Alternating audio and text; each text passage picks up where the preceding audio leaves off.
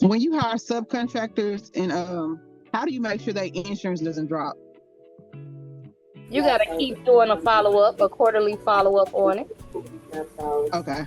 So what I usually do with my independent contractors is I'll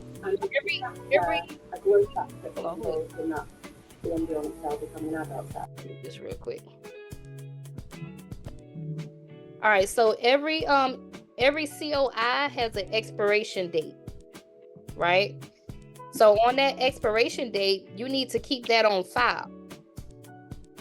So if I have Johnny's COI and it's an expiration date on there, it says June 22nd, then you need to keep all the expiration dates of your contractors on file, so you know when it's getting close to June 22nd, you need to tell him to send you another COI, an updated COI.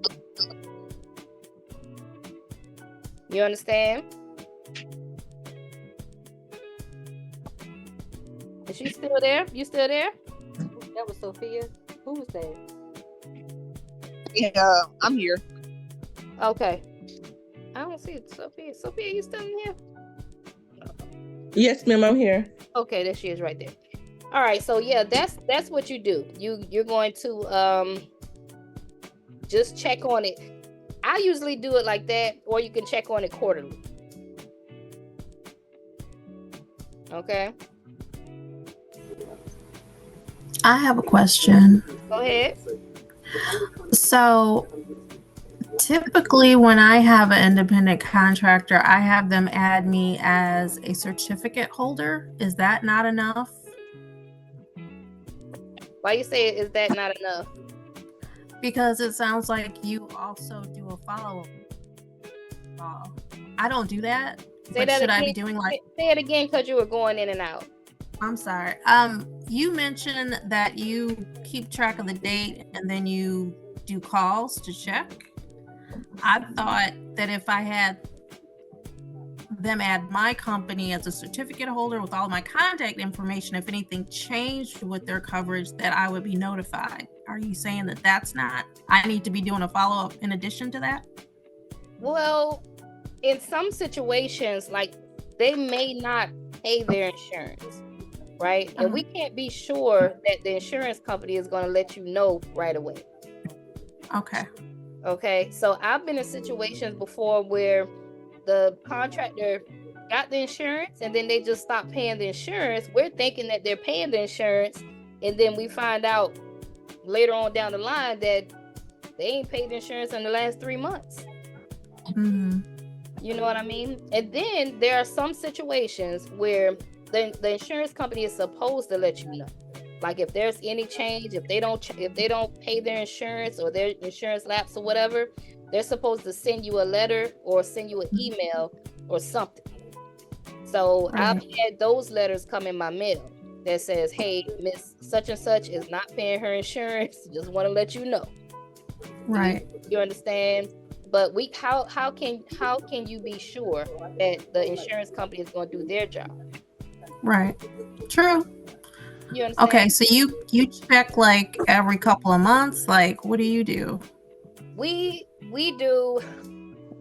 There's an expiration date on there, so we'll follow up like a month prior to the expiration date on there, and then I have my cold callers do like a quarterly checkup. Okay. So just random checkups on COIs every quarter. Just do a random check. Just to, it's better to be safe than sorry.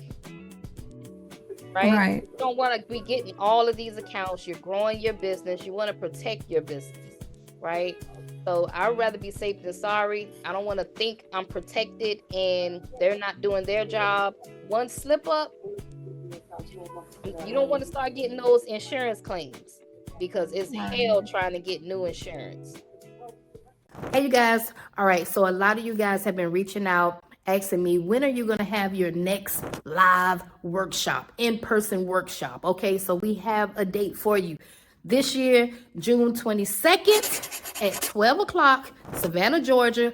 Be in the building, okay? Click the link down below if you want to join us at our Cleaning Business Masterclass workshop. You will need your laptop because we are going to be taking action. We have some things that you're going to be doing, implementing in real time. So when you leave this workshop, you will have some small wins, okay? It's $197 if you're not already a student. If you are a student, it's only $97. But click the link if you're interested in meeting me in person and coming to our live workshop. Don't pay attention to all the Christmas decorations. I just ain't took them down yet. I've been busy, okay? But make sure you click the link in my bio. I got a link somewhere down here, and register today. It's only 40 seats, okay? It's going to be a private mastermind. Only 40 seats. Click the link in bio, and I'll see you guys June 22nd. Bye-bye. Right. One more question about the insurance. Just to make sure I'm doing this right too. I have an independent contractor and she has general liability insurance, but she doesn't have workers' comp. And she does have multiple people that work with her. Do you require that they have workers' comp when they have like a team? Right. Does she have employees? Yeah, contractors? Just contractors. Okay. So really the rules of this game doesn't change. Right? Okay. It don't. It don't change. All it is a ripple effect. It's like a domino effect, right? The same stuff that Citywide wants you to be a contractor, so they're going to require some things from you, right? You should require the same things from your subcontractors, and so on and so on. Now, it's really up to the business owner how deep you want to go. You know, it's your company, your business, your baby, right? So do you want to go as far as asking your sub to give you all of the information of their employees too? You know, so that you can make sure that they got background checks while they go inside this building. Because Citywide did us like that. Citywide wanted all of my subs background checks done. Right? They didn't ask for my subs COIs. They didn't get all techie like that. But they did want to see all of their background checks because they're sending them inside this building. They want to know who I'm hiring to send inside the building.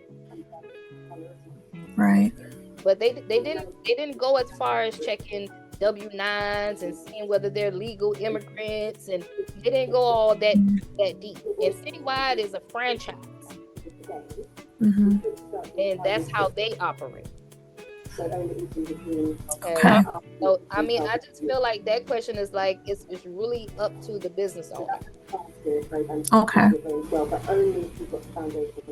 Hey, stop right there. If you're a cleaning business owner and you're looking for a community to join of like-minded entrepreneurs just like you, that think just like you, and everybody is on the same wave, make sure you tap into our new community. It's called the Cleaners Club. Tap into our community. I go live in the community every week, okay? Wednesday night at 8 o'clock. Wednesdays at 8 o'clock Eastern, I go live and you can ask me anything you want for a live Q&A, okay? Not only that, but I also implemented our courses inside of our community, okay? For $55 a month, you got our courses. I put our forms in there, and you get to talk to me, and you get to join our challenges, okay? So we do challenges every week. You can win prizes, you can win leads. You just have to do the challenge, all right? So make sure that you guys are tapping in. Click the link in bio, click the link in description, and I'll see you on the other side. Bye-bye.